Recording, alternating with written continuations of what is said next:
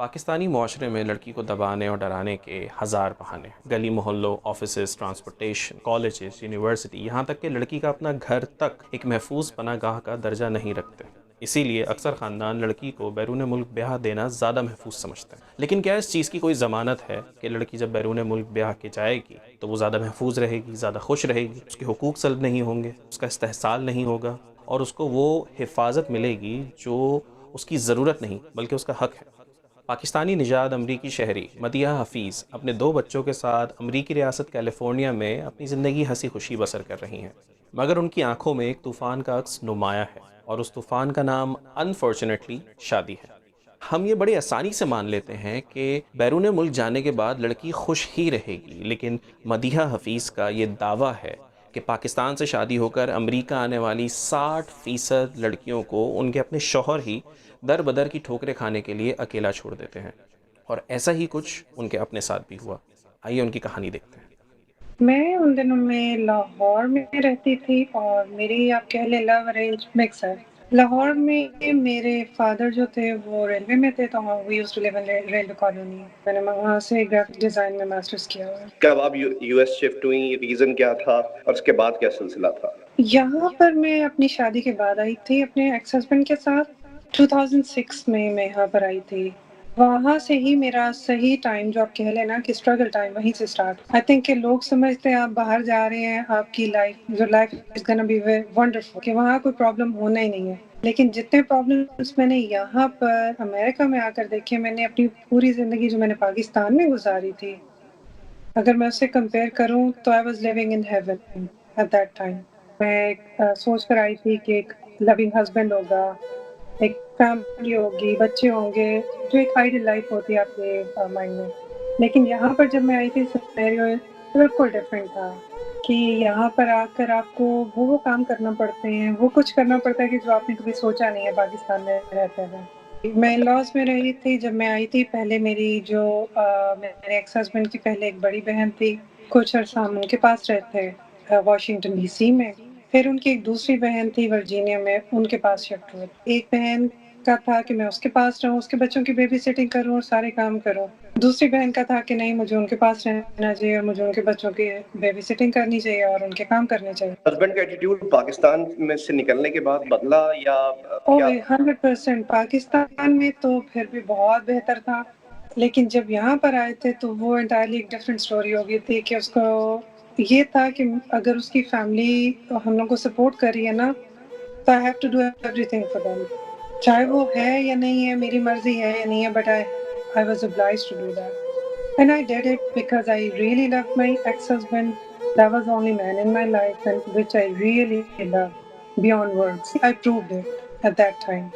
میرے ماشاءاللہ 2 بچے ہیں، ایک بیٹا اور ایک بیٹی۔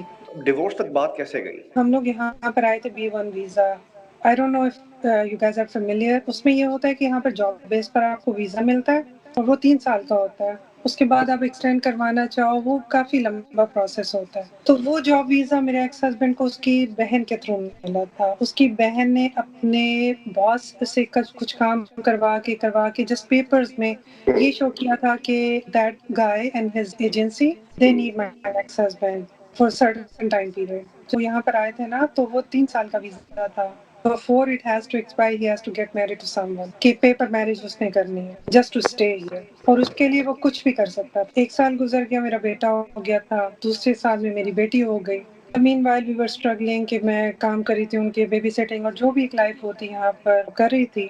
اس کے ویزا ایکسپائر ہونے کے جب 1.5 سال گزرا تو اس کو تھا he has to get married. تو اس کے لیے اس کو مجھے ڈیورس کرنا تھا، کیونکہ میں یہاں پر ایز اے اسپاؤس آئی ہوئی، اور وہ یہاں پر تب تک شادی نہیں کر سکتا تھا کہ جب تک وہ مجھے ڈیورس نہیں کرتا۔ تو اس کے لیے انہوں نے مجھے بہت پریشرائز کیا کہ I have to get divorced۔ انہوں نے بہت اچھے طریقے سے، پیار سے، ہر طرح سے سمجھایا کہ نہیں I need to get divorced، اور یہ صرف پیپرز میں ہوگی، it's not gonna be real۔ تو انہوں نے یہ کہا کہ بچے یہاں پر پیدا ہوئے ہیں، امریکن ہیں، میرے ایکس ہسبینڈ کے پاس آلریڈی پیپرز ہیں، ویزا ہے فور a certain time۔ اگر وہ مجھے ڈیورس کرتا ہے نا تو I am the only one who's not gonna have any paper, any kind of legal documentation just to stay here, and they're gonna deport me right away۔ تو اگر میں نے یہاں رہنا ہے تو I have to sign the divorce or whatsoever میں نے کرنا ہے۔ انہوں نے جو ڈیورس ہے وہ میرے بہاف پہ کروائی تھی فائل کہ کیا آپ میں ڈیورس چاہتی ہوں. انہوں نے پیپرز فل کیے. دے ٹوک می ٹو دا کورٹ. وہاں پر جو وٹنس تھی وہ ان کی اپنی بہنیں ہی تھی اور میرا ایکس ہسبینڈ تھا. وہاں پر 4 لوگ تھے ہم لوگ. تو انہوں نے کہا جی یہ نہیں رہنا چاہتی, اس نے ڈیورس لینی ہے. میں نے بھی obviously I have no other option کہ مجھے میرے بچوں کے ساتھ رہنا تھا. تو میں نے وہاں پر کہا جی مجھے ڈیورس چاہیے, مجھے اس بندے کے ساتھ نہیں رہنا. اس کے بعد پھر آپ انہیں کے ساتھ ہی رہ رہی تھی؟ ہاں جی میں ان کے ساتھ, کیونکہ انہوں نے مجھے یہ کہا تھا کہ یہ پیپر ڈیورس ہے, یہ ریئل ڈیورس نہیں ہے. تو لیگلی ہم لوگ اسلامکلی, ناٹ لیگلی, اسلامکلی ہم لوگ husband and wife. In the meanwhile میرے ایکس ہسبینڈ نے یہ ڈکلیئر کیا he is an atheist, he does not believe in any one, کہ وہ مسلمان نہیں ہے, وہ ایتھیسٹ ہو گیا. You are a Muslim, you know کہ آٹومیٹکلی آپ کی شادی ختم ہو جاتی. لیکن وہ یہی پورٹری کرتے رہے کہ نہیں شادی ہے, یہ نہیں ہے, ختم نہیں ہوئی, ہماری طرف سے شادی ہی ہے. اس کے بعد جب ڈیورس ہو گئے, میری بہن یہاں پر کیلیفورنیا میں ہوتی ہے. انہوں نے کہا جب ساری چیزیں فائنلائز ہو گئی, انہوں نے کہا کہ نو کہ ابھی تو ہماری اسٹرگل اتنی چل رہی ہے, یہاں پر جگہ نہیں ہے رہنے کی, ہمارے پاس ابھی اتنی انکم نہیں ہے, تو تم اپنی بہن کے پاس تھوڑا عرصہ رہ لو. جب یہاں پر چیزیں سیٹل ڈاؤن ہو جائیں گی تو ہم تمہیں واپس بلوا لیں گے بچوں کے ساتھ. پھر میں نے اپنی بہن کو یہاں کال کیا, اس نے سیٹس کنفرم کروائی. میری فیملی کو نہیں پتا تھا کہ کیا کچھ ہو چکا ہے. میری بہن کا تھا کہ ہوا کیا, میں نے کہا جسٹ سیٹس کنفرم کرواؤ اور مجھے بتاؤ سو آئی کین گیٹ دیئر. پھر میں اپنے بچوں کے ساتھ صرف ایک بیگ کے ساتھ میں یہاں California I. I had nothing with me, نہ میرے پاس پیپرز تھے, نہ میرے پاس کوئی پیسے تھے, کچھ بھی نہیں تھا. obviously you need money with 2 kids. میری بیٹی کچھ مہینوں کی تھی, بیٹا سال کا کچھ مہینوں کا تھا. so obviously I needed money to survive. جب میں نے اس سے کانٹیکٹ کیا اپنے ایکس ہسبینڈ سے, اس کی فیملی سے, انہوں نے کوئی فون کالز کچھ نہیں اٹینڈ کیا. they didn't want to even talk. میں نے ای میلز کی, میری بہنوں نے کالز کی بہت زیادہ. پھر تنگ آ کر میری ایکس ہسبینڈ کی جو مدر تھی اور اس کی جو بڑی بہن, جب وہ تنگ آ گئی نا کہ ہم اتنی کالز کر رہے ہیں, تو اس نے کہا کہ ہماری طرف سے تم کسی کو ڈیورس سمجھو اور دوبارہ یہاں نہیں آنا. اچھا, ایک دن انہوں نے کال اٹھائی اور یہ بولا کہ ہمیں, اور صرف یہ کہا, میری بہن کو, مجھے بھی نہیں. وہ جس کو کہتے ہیں نا, پہلی بار میں نے وہ چیز فیل کی تھی کہ آپ کے پیروں تلے سے زمین جو نکل جاتی ہے نا, ایگزیکٹلی مجھے وہ فیلنگ ہوئی. اور کہتے ہیں نا کہ کمر ٹوٹ جانا, تو یہ 2 چیزیں لٹرلی ایٹ دیٹ ٹائم کہ میرے ذہن میں یہ آئی تھی کہ واقعی تب لوگ کیا محسوس کرتے ہیں کہ جب لوگ یہ کہتے ہیں تو کیا تب فیل کرتے ہوں گے. ایگزیکٹلی یہ والی فیلنگس میری تھی. اس وقت مجھے نہیں پتا تھا کہ میں 2 بچوں کے ساتھ کیسے سروائیو کرنا ہے ایک بالکل انجان جگہ پر, جہاں پر آپ کو نہیں پتا, کچھ بھی نہیں پتا, نہ آپ کو 100% وہاں کی لینگویج آتی ہے, نہ آپ کو پتا ہے کہ وہاں باہر جاب کیسے لینی ہے, کون سی جگہ پر کس طرح سے جاننا ہے. میری بہن نے اور میرے بہنوئی نے بہت میری ہیلپ کی تھی, بہت زیادہ. اگر آج میں یہاں پر ہوں تو اللہ کے بعد ان 2 لوگوں کا ہے کہ انہوں نے مجھے بہت تو ان دنوں میں آپ جابس کرتی تھی آپ؟ نہیں, تب تو میرے پاس پیپرز بھی نہیں تھے. I have to apply for my papers. یہاں پر ایک لائر ہے, میرے بہنوئی کے فرینڈس تھے یہاں پر, کچھ ان کا سرکل ہے, کچھ افغانی ہے, کچھ پاکستانی ہے, کچھ ایجپٹ سے ہیں. انہوں نے میری ساری سٹوری سنی, تو انہوں نے کہا کہ ٹھیک ہے تمہارے بہاف پہ میں پیپر فائل کرتا ہوں, لیٹس سی کیا ہوتا ہے. پر بالکل نہیں پتا تھا کہ مجھے پیپرز ملیں گے نہیں. انہوں نے میرے فائل کیے. پھر میرا امیگریشن میں 3 دفعہ مجھے انہوں نے انٹرویو کے لیے بلوایا, اور انہوں نے میرے سے پوچھا کہ کیا, میں نے ان کو پوری سٹوری بتائی obviously جو میرے ساتھ ہوا. اور انہوں نے کہا what do you want now, اس بندے نے میرے سے پوچھا. میں نے اسے کہا I want to go back. I want to make sure when I go back I have my kids with me. I don't want to stay in this country. میں نے مجھ سے 2-3 دفعہ یہ بات پوچھی. میں نے 3 دفعہ اس کو یہ کہا کہ نہیں, مجھے اس جگہ نہیں رہنا, مجھے بس واپس آنا ہے اپنے لوگوں میں. انہوں نے پھر سارا پتہ کیا, انہوں نے کہا ٹھیک ہے. پھر مجھے نیکسٹ ڈیٹ ملی, میں وہاں پر گئی. تو انہوں نے پھر سارا پتہ کیا کہ میرا جو نام تھا نو فلائی لسٹ میں تھا. وہ اس لیے تھا کہ میں بچوں کو لے کر یہاں سے کہیں باہر نہ چلی جاؤں.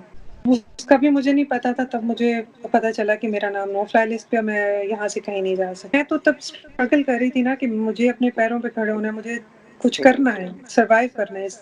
وہ اللہ کی طرف سے کہ یہ ہونا تھا, وہ میری فیور میں ایکچولی گیا. جب میری فائل دیکھی, چیزیں دیکھی, اور انہوں نے یہ دیکھا کہ میں یہاں پر اسٹے نہیں کرنا چاہتی, اور لیگلی وہ بچوں کو وہاں نہیں بھیج سکتے کیونکہ وہ امریکن. تو انہوں نے مجھے آفر کیا کہ اگر 2 سالوں میں دیکھو, اگر تم یہاں پر پراپر جاب کرتی ہو, اپنے ٹیکس پے کرتی ہو, اور کہیں اور نہیں جاتی ہو, تو ہم تمہیں یہاں پر گرین کارڈ کے لیے اس کے بعد تم اپلائی کر سکتے. میں نے اپنی بہن سے, بہنوئی سے obviously we discussed everything. تو انہوں نے یہ کہا کہ ٹھیک ہے, تو پھر مجھے 2 سال کا ورک پرمٹ ملا تھا یہاں پر. Within 6 months I got that. اور اس کے بعد پھر میں نے یہاں جاب اسٹارٹ کی. 2 جابس میں نے پھر اسٹارٹ کی یہاں پر. اور I used to work 7 days a week.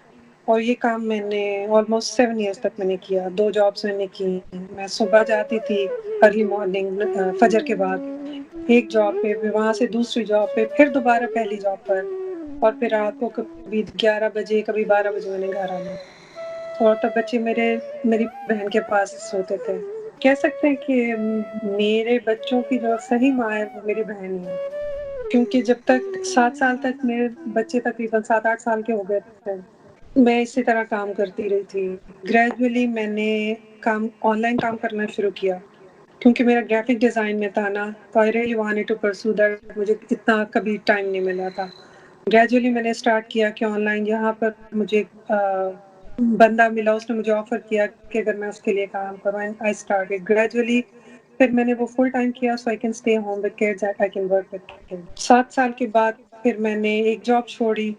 پھر 2 سال کے بعد میں نے دوسری جاب بھی چھوڑی. اور پھر میں نے گھر پہ بچوں کے ساتھ کام. جس بندے کے ساتھ میں کام کر رہی تھی وہ کچھ اس کے اپنے ایشوز ہو گئے، کچھ چیزیں اس نے یہاں سے موو آن کرنا تھا کسی اور اسٹیٹ، تو وہ ورک آؤٹ نہیں ہوا. 3 سال تک میں نے کام کیا اس کے ساتھ. اس کے بعد پھر وہ ورک آؤٹ نہیں کیا. وہ I had to leave that also. پھر میں نے یہ ریئلائز کیا کہ اگر میں اسی طرح ہی کام کرتی رہی، اتنا اسٹرگل میں نے اتنے 13 سالوں میں کیا ہے، and I ended up on nothing. So I have to do something else. اب میں نے دوبارہ کالج جوائن کیا ہوا ہے and I'm going towards my another masters.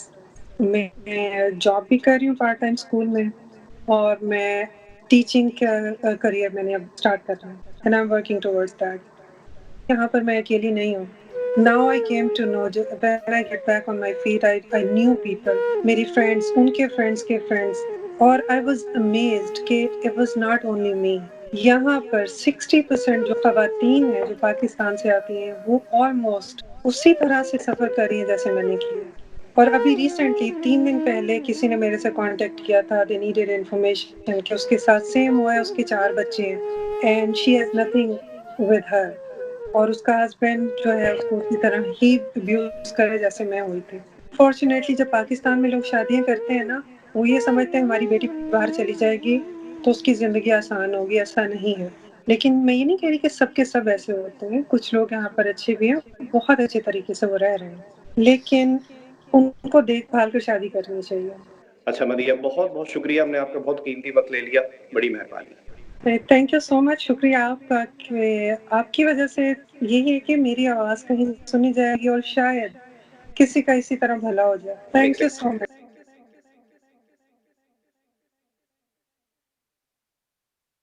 Please don't forget to subscribe to Mere Log.